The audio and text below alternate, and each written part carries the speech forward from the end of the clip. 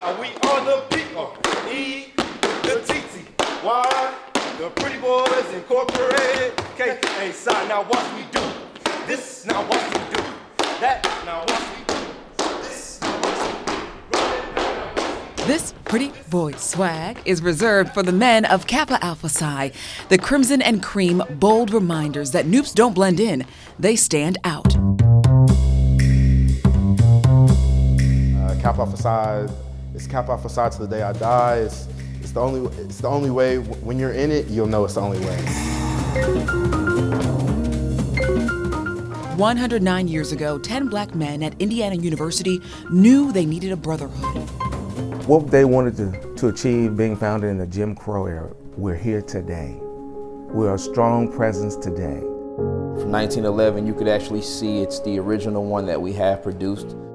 The fraternity's constitution, a reminder of why Kappa Alpha Psi started right on IU's campus. In 1911, it was rare for African Americans to go to college, not because they didn't want to, but because they often weren't allowed. It's why many historically black colleges and universities were founded.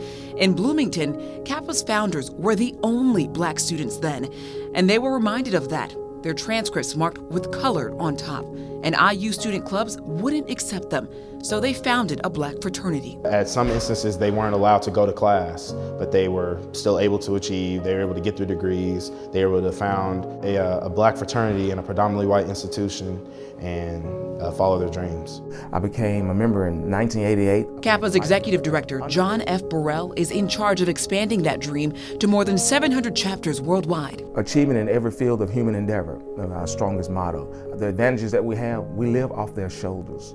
The things that we have today is due to the hard work and dedication that they struggled through back then. But more than a century later, these Indiana Kappas still have a lot in common with their founders.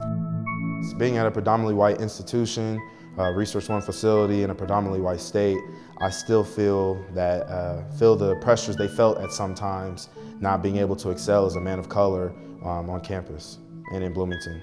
Hundreds of black men across the nation get that, especially these Kappas. Brother, I don't know if I can make it in the Kappa Alpha Psi. Cortland Crenshaw follows in the footsteps of his stepdad and grandpa. And like the founders, the noobs of the fraternity's first chapter moved to their own beat. Stepping, the Kappa shimmy, twirling the cane, all packed with black history. But back in the day, the cane was part of the dress code. And you can remember when you wore a tuxedo, it was a high top tuxedo, high hat, and a cane. That was the grace and elegance of the members as they presented themselves in society to show that we are dignified and first-class members of the community. Today, Kappas still strive to display that and more. A nationwide literacy program, a leadership academy, and youth college preparatory program all pave the way for the next generation. After all, that is the Kappa way, achievement in every field of human endeavor. Kappa Alpha Psi, oh, big brother said we couldn't